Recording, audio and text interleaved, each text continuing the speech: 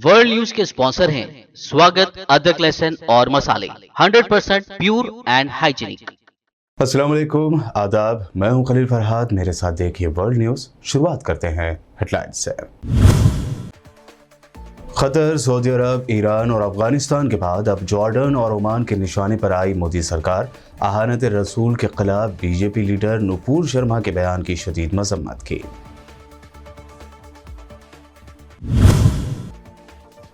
पैगंबर मोहम्मद सल्लल्लाहु अलैहि वसल्लम पर बीजेपी लीडरों के मुतनाज़ और अहानत आमेज रिमार्क्स पर यूएन चीफ एंटोनियो गुटेरेस का भी आया रिएक्शन। मोदी सरकार को सभी मजहब के एहतराम करने की दिलाई याद।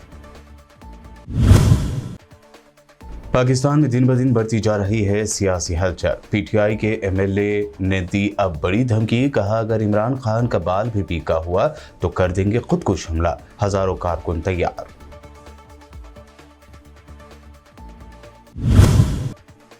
यूक्रेन जंग के दौरान रूसी आला फौजी अहदेदारों की हलाकतों का सिलसिला जारी। अब रूसी जनरल रोमन कटोजोव को यूक्रेन में कर दिया गया कत्ल। रूस को लगा एक और झटका।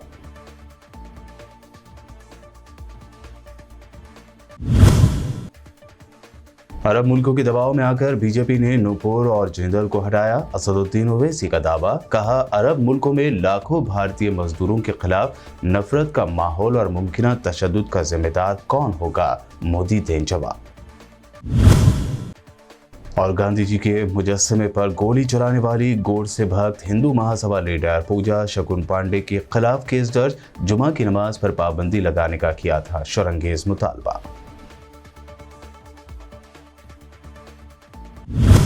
ये थी हेडलाइंस। बढ़ते हैं खबरों की तफसील की जानिब। कतर, सऊदी अरब, ईरान और अफगानिस्तान के बाद अब जॉर्डन और ओमान ने भी पैगंबर इस्लाम सल्लल्लाहु अलैहि वसल्लम के खिलाफ अहानत आमेज रिमार्क्स को लेकर मोदी सरकार की जमकर मजम्मत की है। जॉर्डन ने भारतीय जनता पार्टी यानी बीजेपी की तर्जुमान नुपुर शर्मा के पैगंबर इस्लाम के बारे में किए गए मुतनाज़ रिमार्क्स के सख्त मजम्मत करते हुए मोदी सरकार की सरजनिश की।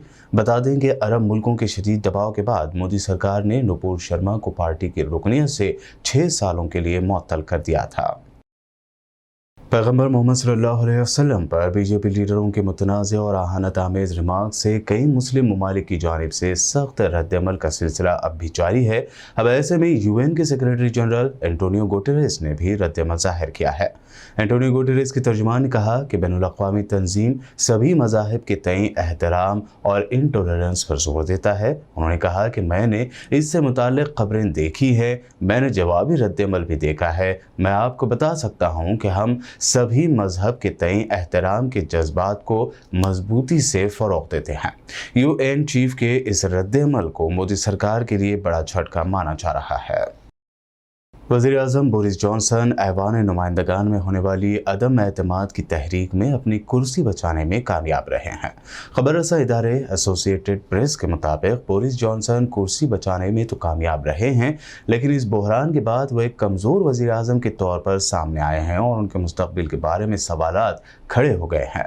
बोरिस जॉनसन अदम एतमाद की तहरीक के दौरान हुक्मरां जमात कंजर्वेटिव पार्टी के ऐवान में मौजूद 359 मेंबरान में से महज 211 का वोट हासिल कर सके, जो उनकी कुर्सी बचाने के लिए काफ़ी थे। लेकिन ऐवान में अपोजिशन समेत उन्हें अपनी ही पार्टी के 148 मेंबरान की बगावत का सामना है।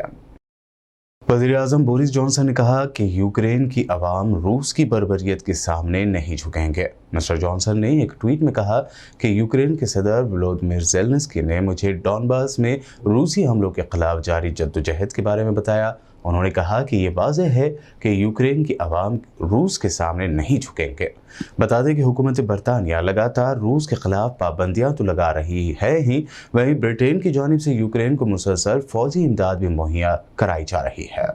जापानी हुकूमत ने यूक्रेन में रूस के खुसूसी फौजी ऑपरेशन के पेश नज़र रूस के रोस्लो कोजो बैंक और क्रेडिट बैंक ऑफ मॉस्को के साथ साथ बेलारूस के bank for development and reconstruction पर पाबंदी आयद कर दी है। जापान की वजारत खारजा के एक बयान के मुताबिक जापान में अगर इन बैंकों के कोई असासे हैं तो उसे सीज करने के साथ साथ उन इदारों के साथ मालियाती लेन देन पर पाबंदी आयद कर दी गई है। इन पाबंदियों का इतलाक 7 जून से होगा। वजारत ने कहा कि इसके अलावा रूसी फेडरेशन की सनती बुनियाद को मजबूत बनाने में ताउन करने वाली मसनूआत की बरामदात पर पाबंदी आयद कर दी गई है।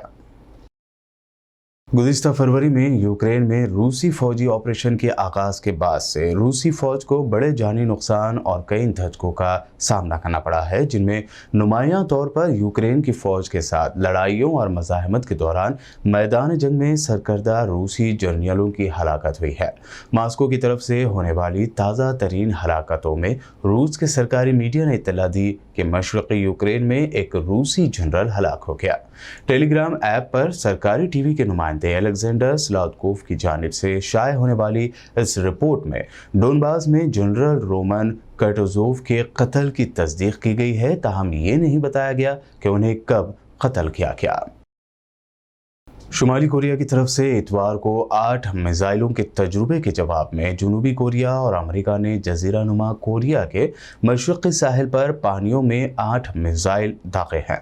जनूबी कोरिया के जॉइंट चीफ ऑफ स्टाफ के मुताबिक जनूबी कोरिया की जानिब से 7 और अमेरिका की जानिब से 1 मिसाइल दागा गया। उन्होंने कहा कि शुमाली कोरिया कई जगहों से मिसाइल छोड़कर इश्तियाल अंगेजी करता है, लेकिन हम फौरी हमला करने की सलाहियत रखते हैं। पाकिस्तान के साबिक़ हुक्मरान जमात तहरीक इंसाफ यानी PTI से ताल्लुक़ रखने वाले रुकन कौमी असम्बली ने धमकी दी है कि अगर उनकी पार्टी चेयरमैन इमरान खान का कोई बाल बीका हुआ तो वो खुदकुश हमला कर देंगे। ये धमकी PTI के कराची से ताल्लुक़ रखने वाले MLA अताउल्लाह ने सोशल मीडिया पर गर्दिश करने वाली एक वीडियो में दी है।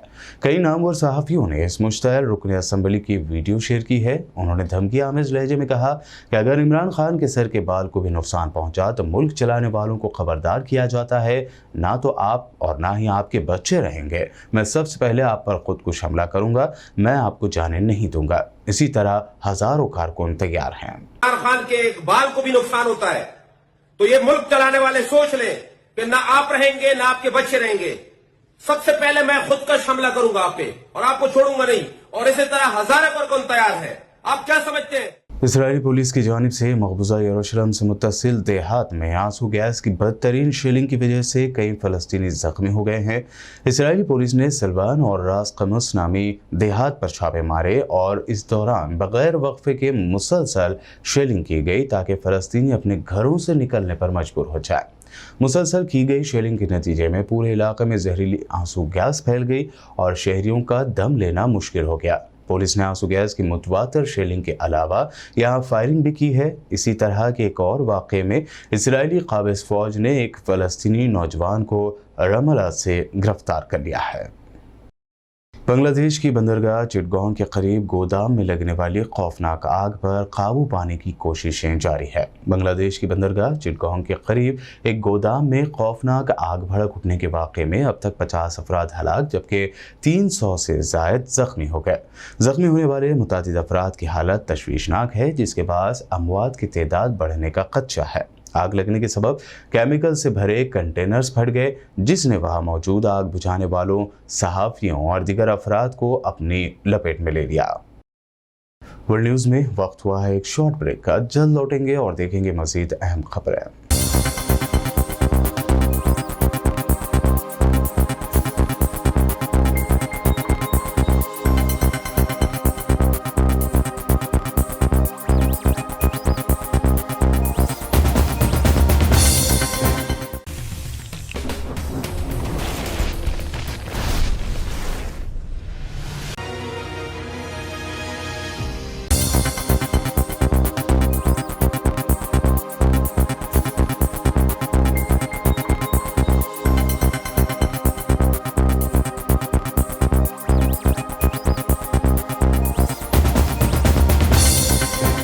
ब्रेक के बाद आगे बढ़ते हैं और अब देखते हैं अहम नेशनल न्यूज़। असदुद्दीन ओवैसी ने बीजेपी पर शदीद तनकीदी हमला करते हुए कहा कि अरब मुल्कों में जो लाखों भारतीय मजदूर हैं, अगर उनके खिलाफ नफरत का माहौल बन जाए या उनके खिलाफ तशद्दुद होता है तो उसका जिम्मेदार कौन होगा? मोदी इसका जवाब दें। हमारे देश के जो नागरिक इन गल्फ कंट्रीज में रहते हैं वो 34,20,000 के करीब रहते हैं। यूएई में खुद 34,20,000,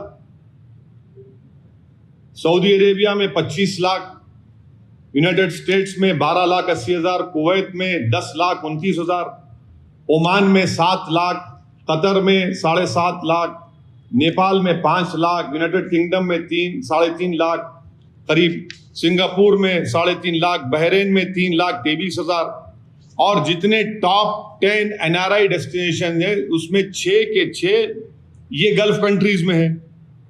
अगर ये गल्फ कंट्रीज में इंडियंस के खिलाफ हॉस्टिलिटी बढ़ जाएगी तो क्या होगा? अगर ये लोग हॉस्टिलिटी शुरू कर देंगे और हेट वायलेंस वहां पर शुरू हो जाएगा इंडियंस के ऊपर, तो कौन जिम्मेदार है? प्रधानमंत्री जी बताइए। और देश को 55% रेमिटेंस यही कंट्री से आता है जिसका मैंने भी नाम लिया। क्या कर रहे हैं? कौन सी फॉरेन पॉलिसी है प्रधानमंत्री जी आपकी? 56 इंच की सीना की फॉरेन पॉलिसी। आपने देश की फॉरेन पॉलिसी को बर्बाद कर दिया। जो डोमेस्टिक हेट पॉलिटिक्स है वो फॉरेन पॉलिसी को आप कन्वर्ट कर दिए उसको, और उसका खैमियाजा हम देख रहे हैं कि कभी ऐसा नहीं हुआ कि देश के एम्बेसडर्स को कंट्रीज बुलाकर कह रहे हैं कि आपने गलत कहा, डिमार्च दे रहे हैं कि आप माफी चाहिए, आप माफी चाहिए। ईरान के फॉरेन मिनिस्टर आइंदा हफ्ते आने वाले हैं। ईरान हमारे देश के एम्बेसडर को बुलाकर बोलता है कि आपने प्रॉफेट मोहम्मद सल्लल्लाहु अलैहि वसल्लम की इंसल्ट की है, माफी चाहिए। वाइस प्रेसिडेंट खतर में है, उनकी खतर मौजूदगी में एम्बेसडर को बुलाकर कहा जाता है इतनी बड़ी बेइज्जती भारत की। कौन सी फॉरेन पॉलिसी है? और मैं फॉरेन मिनिस्टर से पूछना चाह रहा हूं, India's internal matters now what is this, please tell us, बताइए। हमारा देश का अंदरूनी मामला आप सब जगह बोलते हैं जयशंकर साहब, ये कौन सा इंटरनल मैटर हो गया? अब ये इस तरह के बयानात देकर 10 दिन तक खामोश बैठकर और भारत के मुसलमानों को उनकी आवाज को नहीं सुनना प्रधानमंत्री की, ये प्रधानमंत्री भारत के मुसलमानों की नहीं बल्कि भारत के शहरियों की बेइज्जती कर रहे हैं। गांधी जी के मुजस्समे पर गोली चलाकर हिंदुत्ववादी दहशतगर्द गोडसे की पूजा करने वाली हिंदू महासभा की लीडर पूजा शकुन पांडे के खिलाफ केस दर्ज किया गया है। शकुन पांडे ने नमाज जुमा पर पाबंदी लगाने का मुतालबा किया था। पूजा के खिलाफ अपर नगर मजिस्ट्रेट की जानिब से नोटिस भी जारी की गई है। पूजा ने नोटिस का जवाब देते हुए कहा कि अगर सच बोलने से किसी के जज्बात को ठेस पहुंची तो अफसोस है।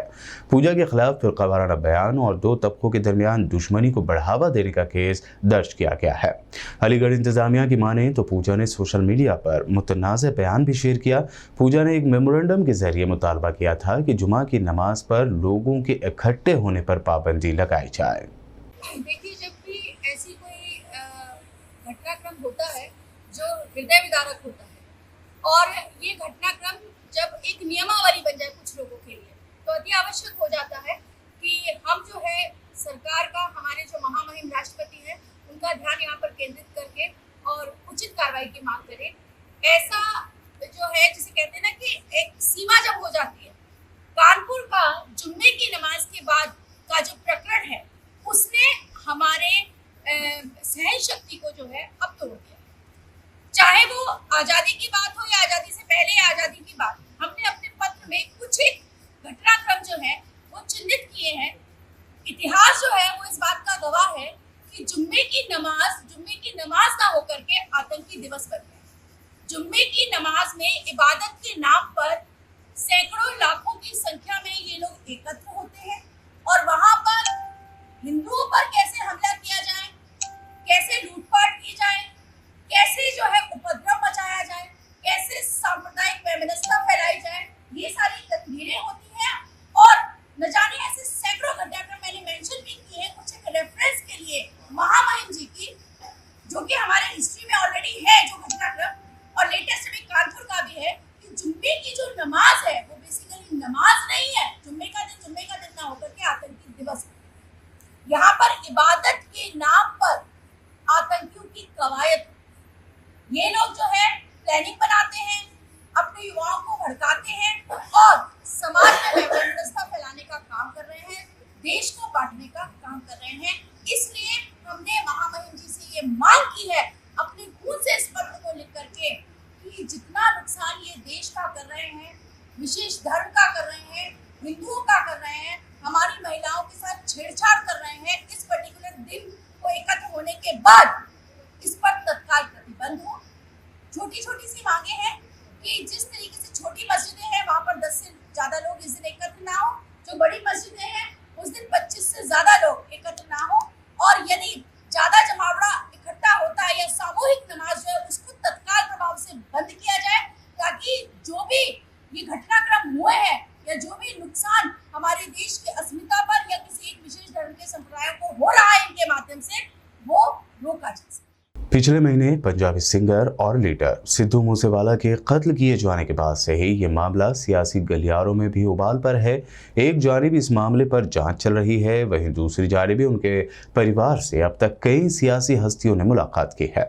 अब राहुल गांधी ने भी सिद्धू मूसेवाला के घर वालों से मुलाकात की। राहुल गांधी की इस मुलाकात के दौरान मूसेवाला के घर के अंदर मीडिया को जाने की इजाज़त नहीं दी गई थी।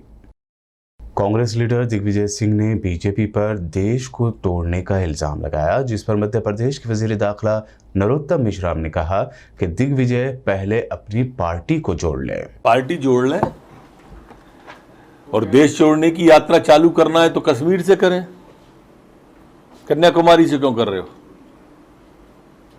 ये इनकी मानसिकता है, दूसरों पर आरोप लगा के अपने आप को पाक साफ जाहिर करना। एक बार भी कश्मीर की आतंक पर नहीं बोले हैं। वो सरकार पर सवाल उठाएंगे, हम पे उठाएंगे, आतंकवाद पे कभी सवाल नहीं उठाते दिग्विजय सिंह।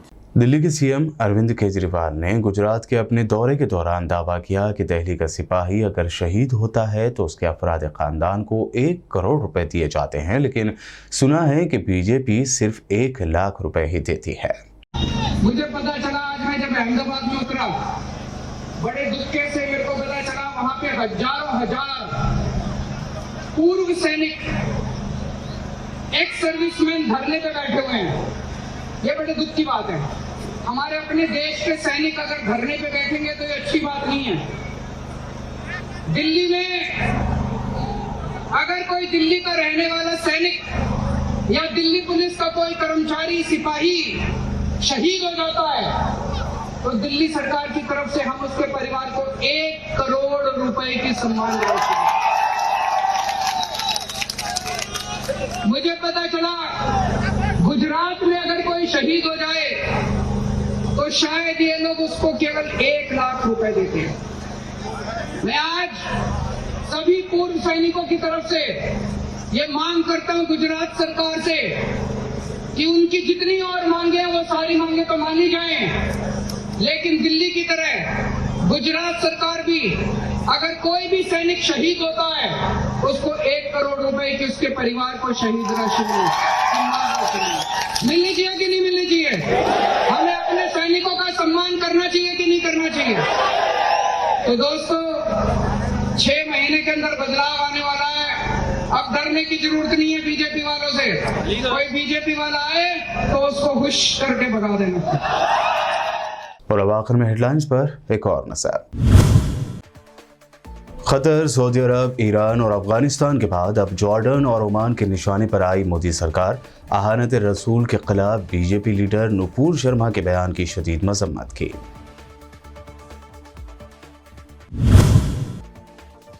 पैगंबर मोहम्मद सल्लल्लाहु अलैहि वसल्लम पर बीजेपी लीडरों के मुतनाज़े और आहानत आमेज रिमार्क्स पर यूएन चीफ एंटोनियो गुटेरेस का भी आया रिएक्शन। मोदी सरकार को सभी मजहब के एहतराम करने की दिलाई याद। पाकिस्तान में दिन ब दिन बढ़ती जा रही है सियासी हलचल। पीटीआई के एमएलए ने दी अब बड़ी धमकी, कहा अगर इमरान खान का बाल भी पीका हुआ तो कर देंगे खुदकुश हमला, हजारों कारकुन तैयार।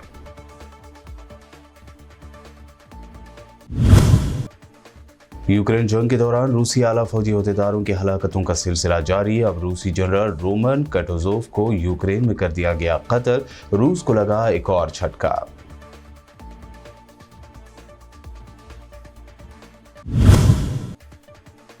अरब मुल्कों के दबाव में आकर बीजेपी ने नूपुर और जिंदल को हटाया। असदुद्दीन ओवैसी का दावा, कहा अरब मुल्कों में लाखों भारतीय मजदूरों के खिलाफ नफरत का माहौल और मुमकिन तशद्दुद का जिम्मेदार कौन होगा, मोदी दें जवाब।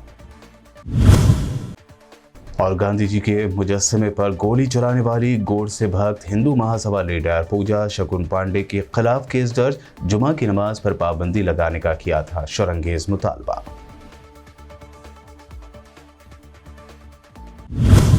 वर्ल्ड न्यूज में ये थी अब तक की अहम इंटरनेशनल और नेशनल न्यूज। देखते रहिए BPN चैनल।